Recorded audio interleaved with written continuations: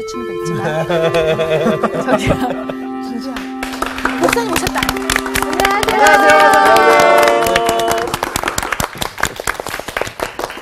다른 때는 저 공부하기 전에 막 시끄럽더니 오늘은 조용하대. 오늘 좀 속상해 왔어요. 예습 좀 하고 있고 막 그랬습니다. 기도했어요? 어떻게 하셨지? 찔리네. 일단 반갑습니다. 네. 또 우리 출애굽기 이제 9번째 강의를 하도록 하겠습니다. 네. 지난번 강의까지의 본문이 이제 애굽에서 10가지 재앙까지 지난번에 했고요. 오늘 이제 재앙 후에 이제 출애굽을 시작해서 그 홍해 앞까지 딱 오는 과정. 이 과정을 이제 본문으로 해서 읽겠어요. 본문 전체는 출애굽기 12장 37절부터 14장 31절까지예요. 아주 긴 양인데 요것을 이제 광야 중에 첫 번째 광야입니다.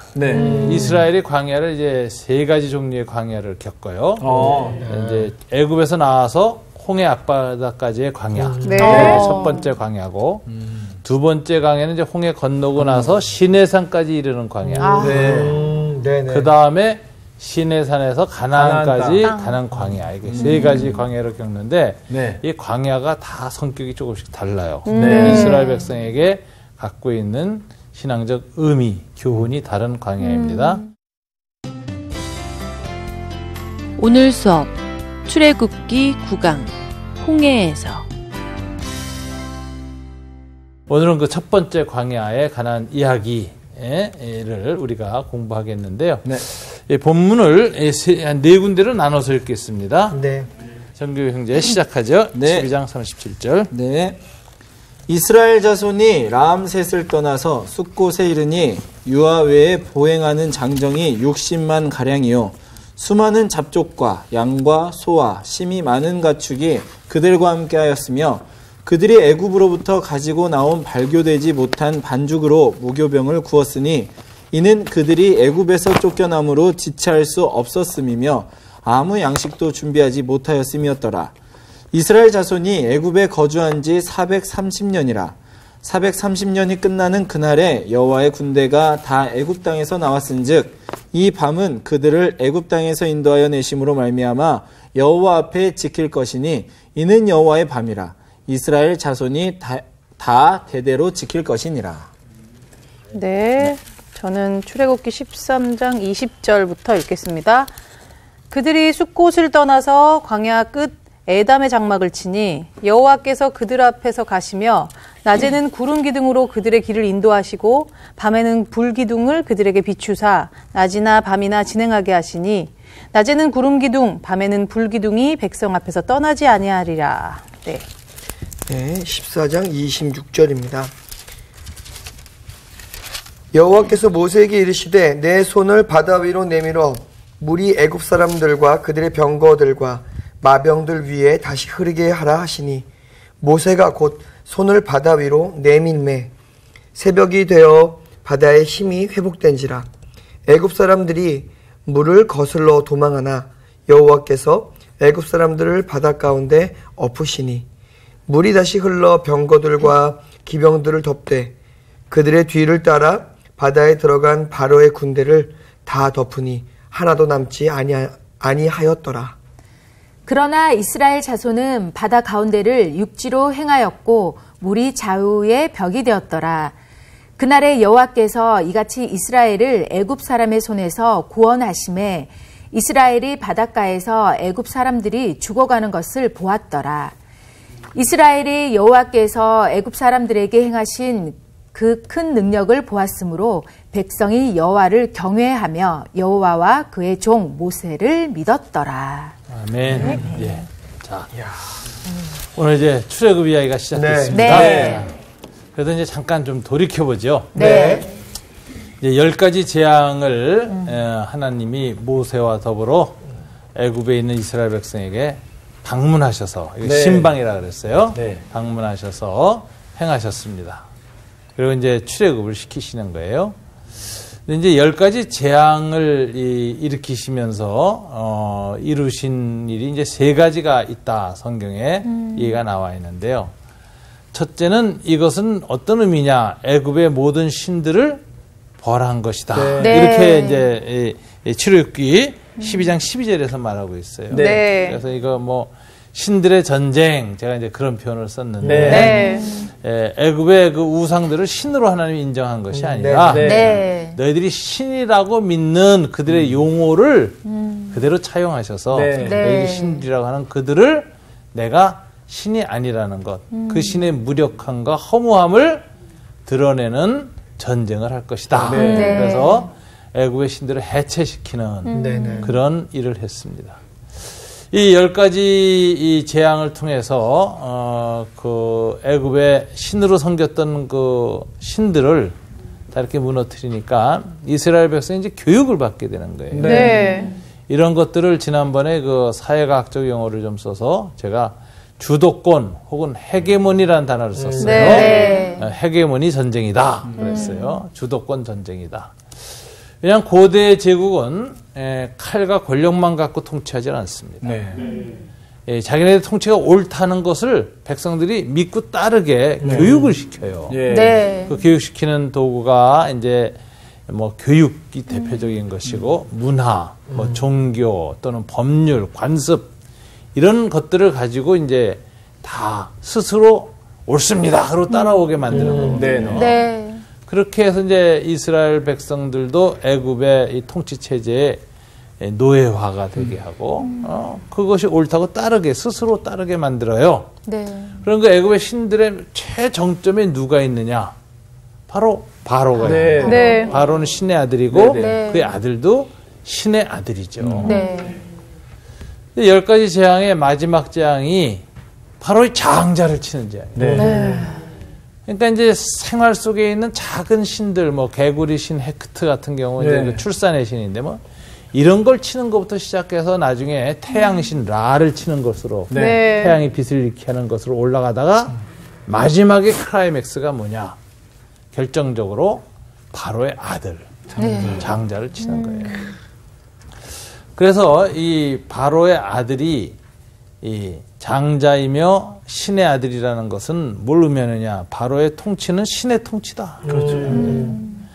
그래서 이 바로의 권력을 절대화하고 우상시 만들고 그 백성 전부 노예로 만드는 이런 고대 제국의 통치 이데올로기, 이거 신화적 형태로 나타나고 있는 통치 이데올로기. 이걸 부셔버리는 거예요, 하나님. 그냥 신화가 깨지고 그 애굽의 세계관이 다 깨지고 이렇게 해야 새로운 세계관, 새로운 우주관, 새로운 신관을 갖게 되는 거예요. 맞아요. 그렇게 해서 이제 끌어내는 것이기 때문에 이것을 이 동의 구조를 파괴하는 과정이다. 그래서 헤게모니를 뒤집는다. 이렇게 그래서 이 역동의 구조라고도 해요. 옛날 일제 시대에도 보면 일본 사람들이 그 제국의 식민으로 조선 사람을 만들기 위해서 조선말도 없애고 그 일본의 사상, 일본의 종교 이런 걸 다 그 학교에서 가르치잖아요. 그럴 때 우리나라 그 애국지사들이 어떻게 했어요? 일부는 해외로 망명 가서 무장투쟁을 합니다. 정부 선생 뭐 이런 사람들 다 상해 임시정부 세우고 동북 만주에서 무장투쟁을 하죠. 그런데 국내에 있었던 사람들, 그 여러 가지 상황에 의해 가지고 해외로 못 나가는 사람들은 남아서 뭐 했을까? 야학을 해요. 맞아. 그래서 그 상록수 같은 게 나오냐. 그 야학을 왜 하죠? 동의 구조를 역동의 구조로 바꾸기 위해서.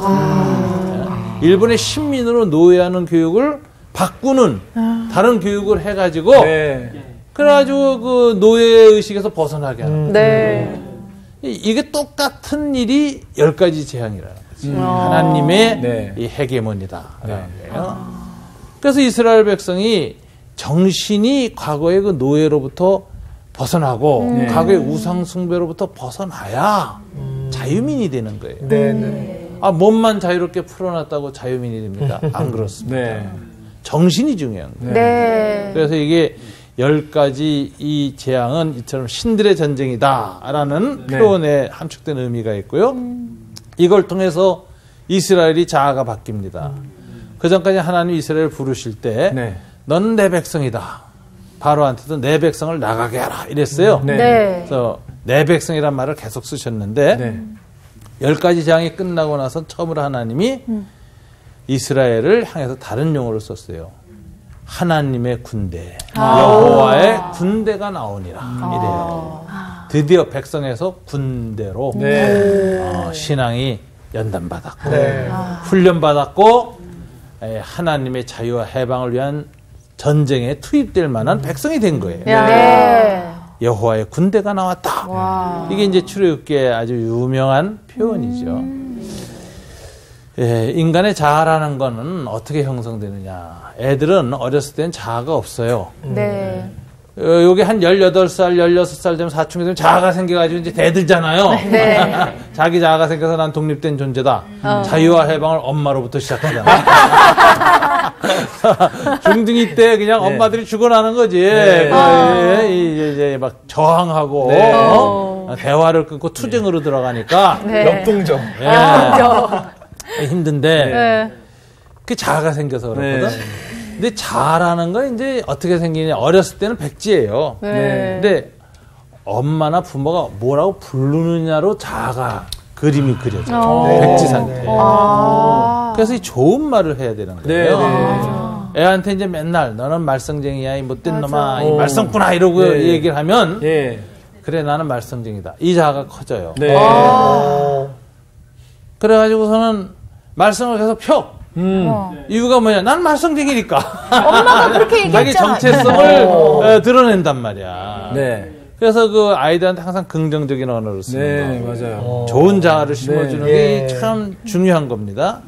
하나님도 이스라엘의 자아를 바꿔줄 때 용어를 바꾸시는 거예요. 내 백성에서 뭐죠? 하나님의 책임 있는 존재. 이제부터는 자유와 내가 너에게 은혜로 무조건적으로 베푼 이 자유와 해방과 구원을 온 세계에 전파하고 드러내야 할 그 자유와 해방과 구원의 전쟁에 참여해야 할 야훼의 군대다. 이렇게 성인으로서의 책임감을 부여하는 표현을 쓰죠. 이스라엘의 자아가 바뀌는 겁니다. 백성에서 군대로. 그래서 이제 민수기 이후로 보면 군대 조직으로 바뀌죠. 12지파가 딱 깃발 들고 딱 진을 짜고 그 다음에 지파별로 군대 숫자가 세워지고 그래서 이제 가운데 성막을 중심으로 앞에 4지파, 3지파씩 해가지고 딱 사방으로 딱 이렇게 해서 이제 진을 치고 머무르고 진군할 땐 또 다른 대형으로 딱 전투 대형으로 짜가지고 쫙 나가잖아요. 이게 말하자면 이제 하나님의 군대로 재편됐다. 이 10가지 재앙을 통해서 그렇게 된 거예요. 차이다. 어머. 또 지난주에 이제 한 가지 하나님의 성교라는 용어를 썼어요. 그 뭐냐? 출애굽할 때 이스라엘만 나오지 않았다. 맞아요. 중단 잡족이 함께 출애굽. 맞아요. 무슨 소리냐? 애굽에 와 있던 중근동의 모든 이주민들이 여러 부족들이 보니까 애굽의 신들이 신이 아니라 누가 진짜 신이에요? 이스라엘의 하나님 여호와가 참 신이야. 다 집단 개종을 해서 같이 나와버리는 거예요. 이걸 하나님의 선교라는 거예요. 하나님 직접 이방 민족들에게 자기가 진정한 유일하신 하나님이심을 보여주셨다. 직접 선교하셨다. 그래서 하나님의 선교. 이 3가지 단어를 가지고 10가지 재앙의 의미를 살펴봤습니다. 제가 한 가지 장 하나씩 자세하게 안 했어요. 왜냐하면 이제 반복되는 과정 속에서 핵심 메시지가 뭐냐 이걸 정확하게 하는 게 훨씬 더 이 10가지 재앙을 이해하기가 좀 좋을 것 같아서 그렇게 했습니다. 자, 이렇게 해서 나왔는데 430년 만에 나왔다. 이 12장 40절에 돼 있죠? 이스라엘 자손이 애굽에 거주한 지 430년이라. 430년이 끝나는 그날에 여호와의 군대가 다 애굽 땅에서 나왔다. 감격. 근데 나온 날 밤을 이제 하나님이 독특하게 이름을 지어줍니다. 그게 42절이에요. 이 밤은 그들을 애굽 땅에서 인도하여 내심으로 말미암아 여호와 앞에 지킬 것이니 이는 여호와의 밤이라. 이스라엘 자신이 다 대대로 지킬 것이니라.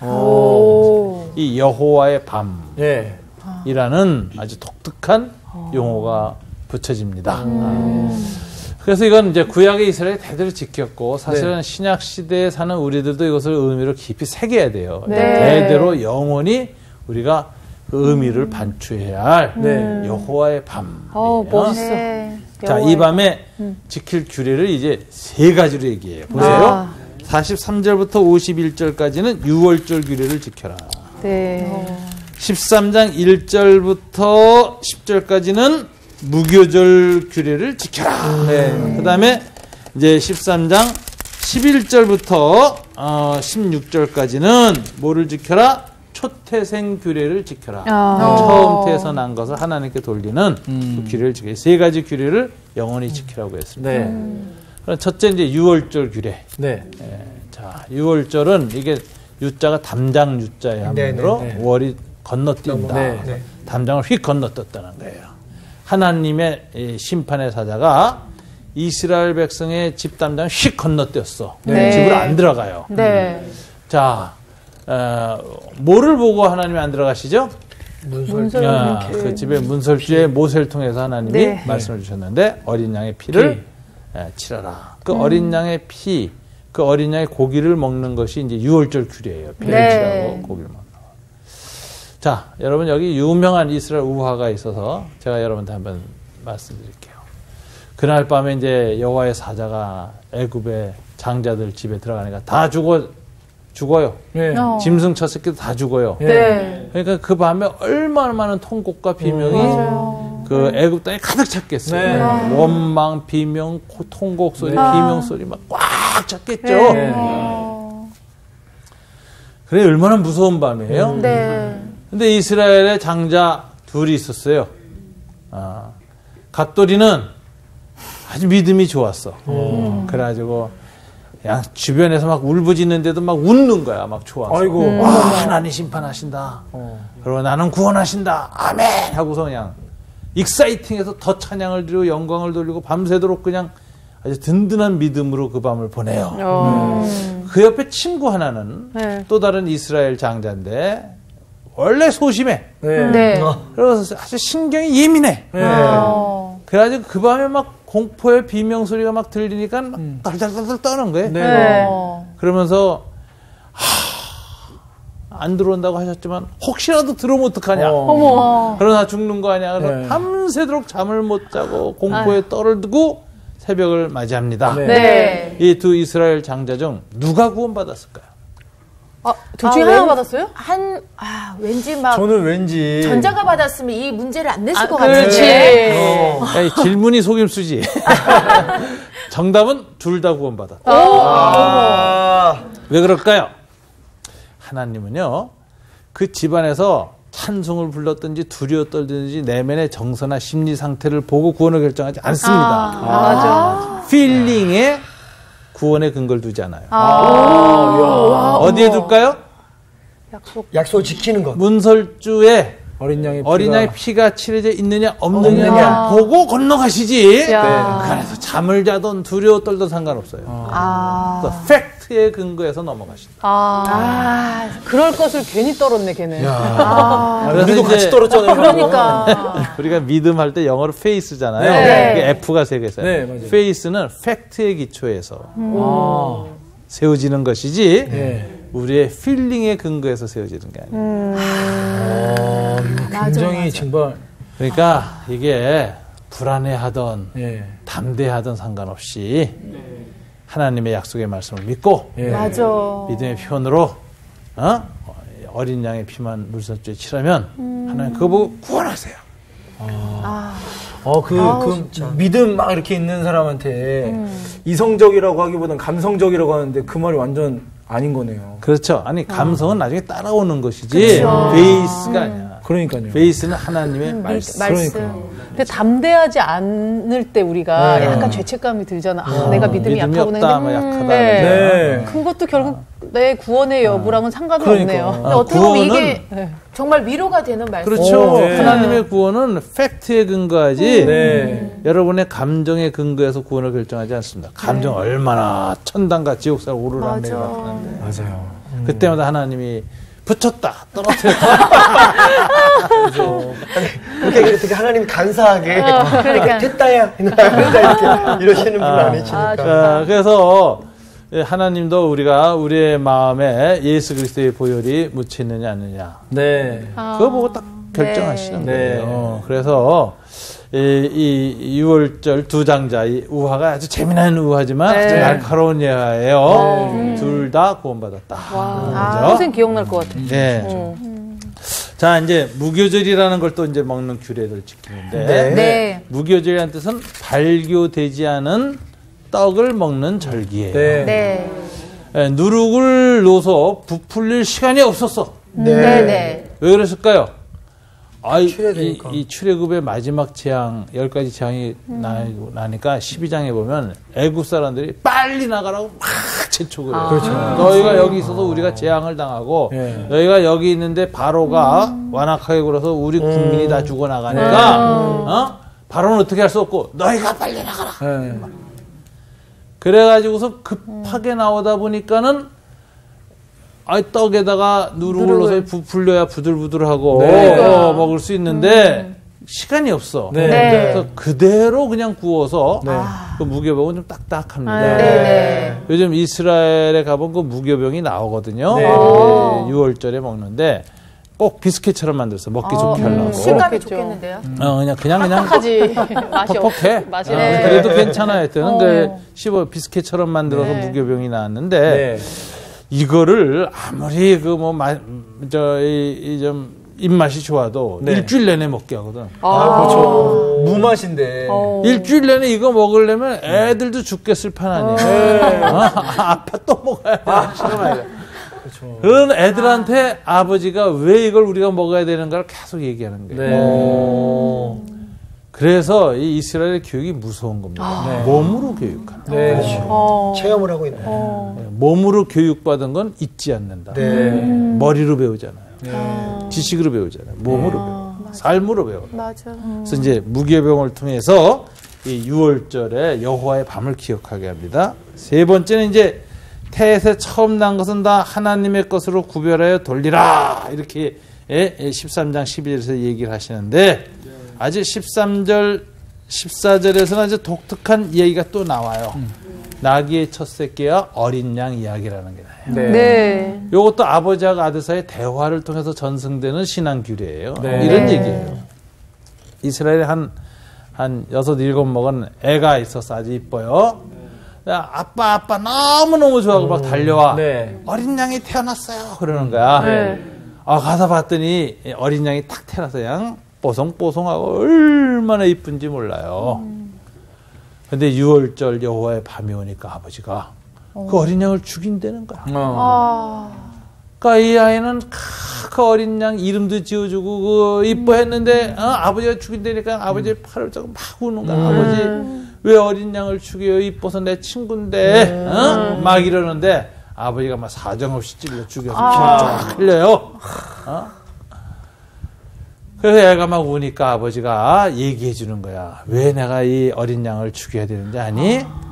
너 아주 어렸을 때 널 태우고 다니던 친구 나귀가 있는데 순나귀 있지? 덩키. 얘가 안 죽으면 걔가 죽어야 돼. 하나님이 어린 양이 안 죽으면 그 나귀의 목을 꺾으라 그랬어. 그러는 거야. 사실은 나귀만이 아니라 너도 죽어야 돼. 그날 밤에 애굽의 모든 첫 아들은 다 죽었어. 하나님의 어린 양의 피로 너도 구원했고 짐승의 첫 새끼 나귀도 구원했어. 그래서 항상 이 6월절 돌아오면 어린 양이 대신 죽어야 하나님이 우리를 다 구원하시는 거야. 이렇게 가르쳐줘요. 그러니 그 아이한테 이게 얼마나 마음에 깊이 들어오겠어요. 어린 양이 피를 흘리고 버들버들 떨고 죽는 모습을 직접 보면서 이 생명을 구원하신 하나님을 기억하는 거예요. 그래서 이제 사람은 짐승의 첫 새끼로 하지 않고 속전을 내게 돼 있죠.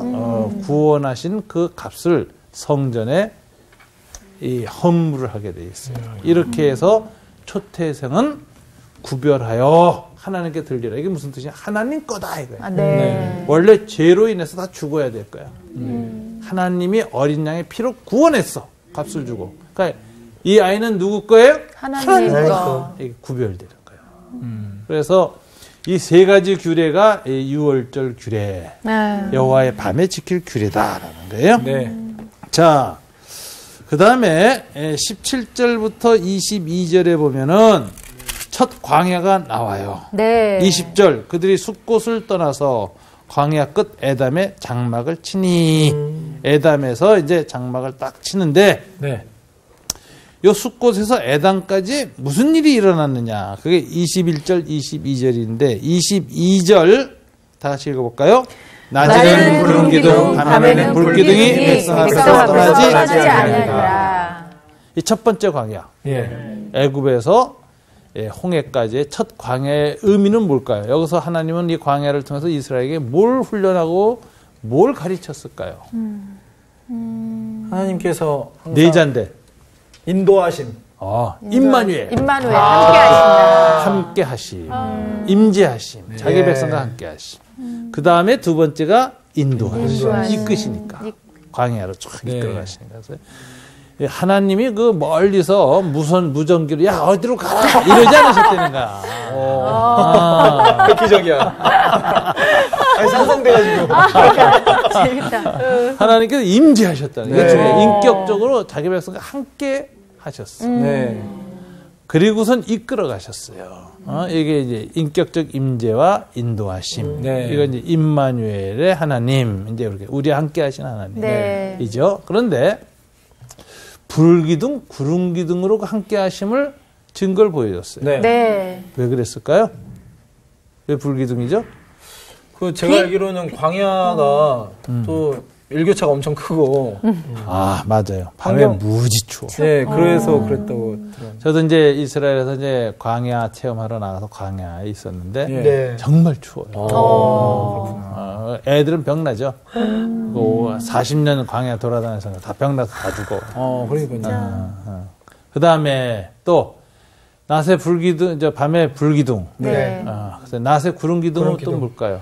햇볕이 많이 내리니까 좀 막아주시는 게 아닐까요? 저 두바이 같은 데 가본 적 있어요? 아니요. 중동 쪽에 가보면 네. 거기는 무지무지하게 뜨거운데 네. 그늘 밑에만 들어가면 아주 시원해. 왜 그럴까요? 건조해서. 그렇죠. 습기가 없어서. 습기가 없어서 아주 시원해요, 그냥. 그래서 거기는 다 뒤집어 쓰고 다니는 하얀 옷을. 그게 시원한 거야. 맞아. 그늘을 만들어서. 끈끈한 거 하나도 없어요. 아주 시원해. 뒤집어 쓰면. 그렇게 하고 사는데, 이거 200만 명 넘는 이스라엘 백성이 나가는데 어떻게 다 뒤집어 씌워. 네. 그러니까 하나님이 친히 구름 기둥으로 다 해를 가려줬어요. 네. 그러니까 시원하게 여행하는 네. 거예요. 이렇게 해서 이제 불기둥, 구름 기둥으로 인도하시는데 이건 뭐라고 하느냐? 하나님의 임재는 상황화라고 해요. 컨텍스츄얼라이제이션 이렇게 하는데 자기 백성의 상태에 맞추어서 임재해요.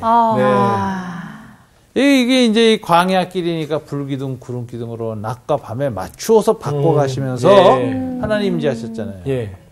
어떤 때는 하나님은 북극 지방에 나타나시면 따뜻한 햇살로 임재하시고 또 어떤 곳에서는 안개로도 나타나실 것이에요. 햇살로, 안개로 뭐 여러 가지 형태로 나타나요. 네. 이건 뭐냐? 하나님은 우리의 상황에 맞춰서 그 임재의 은총을 나타내신다. 그래서 불기둥, 구름기둥은 그 자체가 중요한 것이 아니라 그 기능도 중요하지만 더 중요한 것은 사인이에요. 사인. 내가 너희와 함께 있다. 이 사인을 표적이라고도 부르잖아요. 신약성경에서는 표적이라는 거는 함께 계신다는 증거야. 그게 귀신 쫓는 거예요. 그게 병 고쳐지는 거예요. 앉은 병이가 일어나는 거예요. 속이 눈 뜨는 거예요. 이건 다 하나님이 자기 백성과 함께 하신다는 표적이고 그래서 그 표적을 일으키신 예수님이 사람의 몸으로 사람 가운데 임마누엘 하신 하나님이다라는 걸 보여주는 사인이에요. 그러니까 불기둥, 구름기둥은 사인으로서의 의미를 갖고 있다. 임마누엘 하시고 우리를 이끄신다. 그러니까 사인은 여러분 상황에 따라 다 다르게 나타납니다. 여러분들 그래서 사인을 잘 분별하셔야 돼요. 미세먼지는 아닐 거예요. 모르긴 몰라도 우리 성은 몸에 열이 많아서 하나님 바람으로 아마. 네.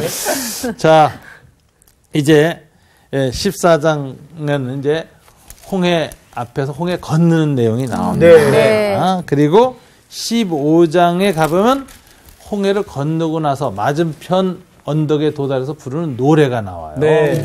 그래서 이제 14장은 홍해 건너는 이야기를 서술문 형태로 기록을 합니다. 15장은 그 내용을 노래로, 시형으로 기록을 했어요. 네. 두 가지 방식으로 기록이 되어 있는데 이 서술문을 보면은 이제 하나님이 이제 역사하시는 것인데, 자, 이 바로가 군대를 가지고 이제 뒤쫓아오는 것을 하나님이 역사했다라는 게 4절에 나와요. 14장 4절. 내가 바로의 마음을 완악하게 한즉 바로가 그들의 뒤를 따르리니 내가 그와 그의 온 군대로 말미암아 영광을 얻어 애굽 사람들이 나를 여호와인 줄 알게 하리라 하심에 무리가 그대로 행하니라. 이 바로를 직접 홍해에서 죽이심으로 하나님이 드러내고자 하는 것은 하나님의 영광이에요. 그리고 애굽 사람들도 그 영광을 보고 여호와를 믿게 된다. 그래서 신명기에 보면 출애굽한 이후 3대 후에는 여호와의 총회에 애굽 사람은 들어올 수 있다. 지난번에 제가 이야기했죠? 기억나죠? 애굽 사람들이 여호와를 믿고 나와. 근데 이게 이제 바로의 홍해 사건을 통해서 죽음의 사건을 통해서 이제 나타난 것이다. 라고 해요. 자, 바로가 쫓아옵니다. 쫓아왔을 때 이스라엘 백성의 반응이 10절, 11절에 나오는데요. 심히 두려워하여 여호와께 부르짖는데 11절, 12절에서 이들이 두려운 가운데 이제 터져나오는 소리가 있어요. 무슨 소리인가 한번 다 같이 읽어볼까요? 그들이 또 모세에게 이르되 애굽에 매장지가 없어서 당신이 우리를 이끌어내어 이 광야에서 죽게 하느냐 어찌하여 당신이 우리를 애굽에서 이끌어내어 우리에게 하느냐 우리가 애굽에서 당신에게 이른 말이 이것이 아니냐 이르기를 우리를 내버려 두라 우리가 애굽 사람을 쏠 것을 하지 아니하느냐 애굽 사람을 섬기는 것이 광야에서 죽는 것보다 낫겠노라. 마지막 말 애굽 사람을 섬기는 것이 광야에서 죽는 것보다 낫겠다. 이스라엘 백성의 노예 근성은 어디에서 나왔을까요? 죽음에 대한 공포에서. 그래서 모든 이 노예 근성은 죽음에 대한 공포로 시작합니다. 악한 자들이나 나쁜 사람들 밑에서 노예로 살게 되는 이유가 뭐냐면 그 사람들의 요구를 거절하면 죽임을 당할 거예요. 사는 동안에 그런 일이 많아요. 어떤 사람이 옳지 못한 요구에 내가 안 들으면 내가 직장에서 쫓겨나고 소외되고 기회를 못 얻을까 두려워서 타협하고 받아들이잖아요. 그 모든 것의 중심은 뭐예요? 죽음에 대한 두려움. 죽음에 대한 두려움이 소외에 대한 두려움, 실패에 대한 두려움, 성공하지 못할 것에 대한 이런 모든 것들 다 오는데 이것이 바로 죽음의 공포라는 인간을 지배하는 모든 공포. 모든 노예성은 죽음에 대한 두려움에서 나온다. 이걸 보여주고 있어요. 요즘에도 이런 공포가 저희들이 있잖아요. 어떻게 항상 살아야 있죠. 되는지. 요즘 같은 더하죠. 더하죠. 옛날 우리 세대들이 살았던 세대는 이제 성장 세대였어요. 노력하는 대로 열매를 얻을 수 있어. 노력에 배신이 없어. 그런데 여러분 세대는 저성장 세대예요. 저성장 세대는 아무리 노력해도 기본적으로 옛날처럼 열매가 안 나와. 그래서 이걸 노력의 배신이라고 그러죠. 노력하세요. 이러건 안 되는 거야.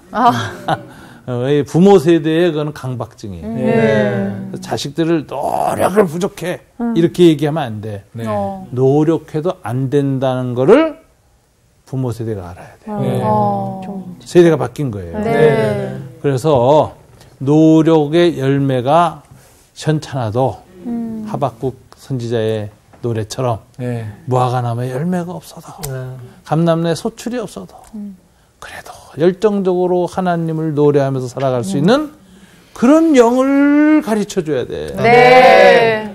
그게 행복하고 그 시대를 이기는 길이죠. 네. 저성장 시대는 그렇게 살아야 되거든요. 근데 밤낮 노력 안 해서 그렇다 더해라 그러면은 죽이는 거예요, 사람. 그래서 자살하는 거예요. 네. 맞아. 그 자살률이 높아진 이유도 그거거든. 네. 그러니까 우리가 지금 이 오늘 본문에서도 보면은 이 앞에는 홍해바다, 뒤에는 애국군대. 네. 이 속에서 갖게 된 이스라엘의 가장 깊은 두려움이 여기서 표출돼요. 그건 죽음에 대한 공포. 네. 그럼 하나님이 이들을 홍해바다에서 구원해 낼 때 그 구원의 의미는 뭐냐? 영원한 생명. 네. 생명에 대한 기쁨을 누리게 하는 거예요. 하나님의 전능한 능력에 의해서 죽음에 대한 공포를 넘어서는 체험을 할 때 네. 드디어 이것은 출애굽 상황의 진정한 의미다. 라는 것이죠. 그래서 이 일을 하면서 13절, 14절 다 같이 읽습니다. 모세가 백성에게 이르되 너희는 두려워하지 말고 가만히 서서 여호와께서 오늘 너희를 위하여 행하시는 구원을 보라. 너희가 오늘 본 애국 사람을 영원히 다시 보지 아니하리라. 여호와께서 너희를 위하여 싸우시리니 너희는 가만히 있을지어다. 여호와께서 너희를 위하여 싸우시리니. 이게 홍해 사건은 여호와의 싸움이에요. 네. 아까 10가지 장이 신들의 전쟁이라 그랬죠. 이번에는 여호와께서 싸우세요. 누구하고 싸우시죠?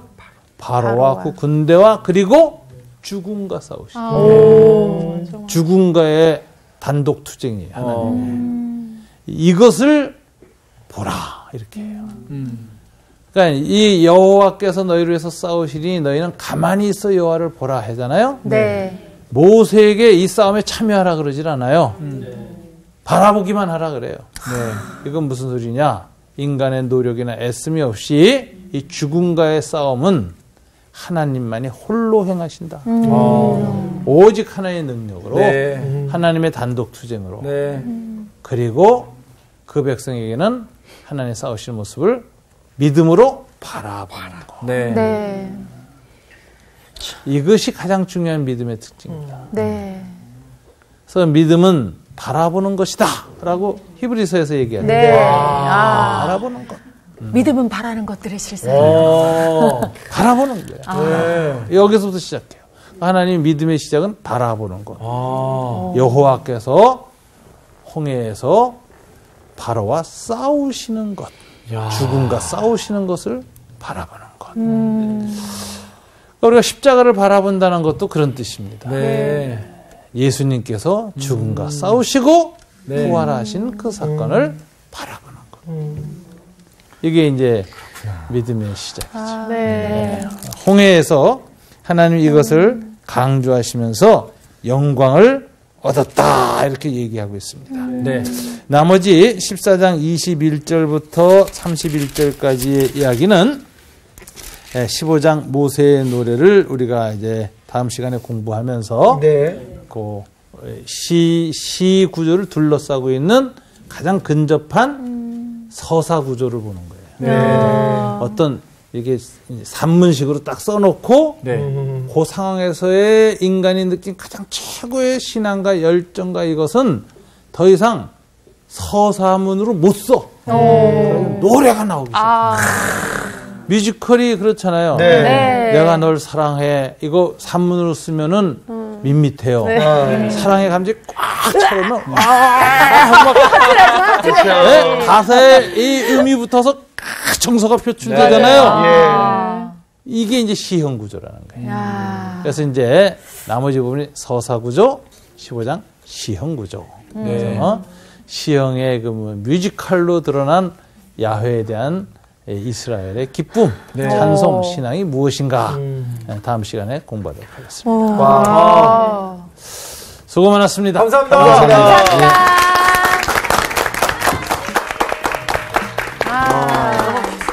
맨 마지막에 그 진짜 그 믿음 바라보는 거. 야 완전 놀랐어요 진짜로. 저는 또 그 아까 구름 기둥 이야기하면서 진짜 그러니까 세밀하게 우리의 딱 맞춤 서비스 해주시는 것처럼 우리한테 필요한 대로 딱 그렇게 해주시잖아요. 근데 우리는 몰라. 우연히 된 줄 알고 아니면 내가 좀 잘해서 된 줄 아는 그런 착각으로 살고 있잖아요. 맞아요. 섬세하신 하나님이신데. 진짜 그 맞춤 서비스를 느낄 때가 너무 많은 게 나의 성향과 나의 캐릭터, 나의 성격, 나의 모든 어떤 육체적인 것까지 너무 잘하셔서 그렇죠. 그거에 맞춤으로 나타나시는 걸 우리 느끼잖아요. 진짜 너무너무 자상하시네요. 그걸 언제 또 느끼냐면 나의 성향대로 사용하시는 그렇지. 있는 그대로. 정말 나를 어디서 그냥 얌전하게 이렇게 사무직하면서 못하거든요. 근데 하나님 이렇게 또 카메라 앞에서 말씀하게 하시는 이 맞춤형으로 나를 쓰시는 하나님. 너무 좋아. 지금이 가식적이야. 지금이 이상해. 지금 그러니까 우리가 이제 또 다음 주에 또 서사 구조 또 이렇게 시험 구조 배운다고 하는데 또 기대가 되네요. 기대한 마음으로 또 한 주를 살아가러 가봅시다. 자, 봅시다. 이번 주 퀴즈입니다. 예수님이 바리새인과 서기관들에게 말씀하신 비유가 아닌 것은 무엇인가요? 1번 혼인집 손님 비유, 2번 새것과 옛것 비유, 3번 새하늘과 새 땅 비유. 정답을 아시는 분은 CBS 성서학당 홈페이지에 정답을 올려주시거나 우편으로 보내주시면 됩니다. 보내실 곳은 서울특별시 양천구 목동서로 159-1 CBS 성서학당 담당자 앞입니다. 연락처를 꼭 남겨주세요. 선정되신 분들에게는 하나님의 말씀을 전 세계에 보급하는 대한성서공회에서 성경, 송태근 선생님의 교회가 알고 싶다, 김기석 선생님의 끙끙 앓는 하나님, 성경 통독을 위한 최고의 자습서 성경 2.0 가운데 하나를 드립니다.